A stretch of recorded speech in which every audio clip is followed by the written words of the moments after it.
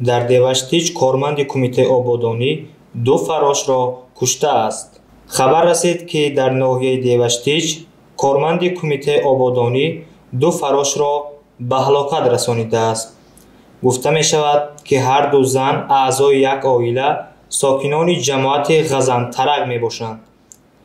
таври Спутник бо истинод ба як манбаъ аз мақомоти иҷроияи ҳокимияти давлатии ноҳия дар саҳифаи телеграми худ хабар додааст, ин ду зан барои тоза кардани қитъаи замини ба онҳо бовар кардашуда рафтаанд ва пас аз он як мансабдор ҳозир шуда бо онҳо сару кор гирифтааст.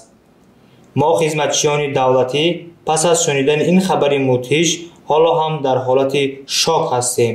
чаро ӯ ин корро кардааст, барои мо муаммост. шаҳр доданд маъмурият.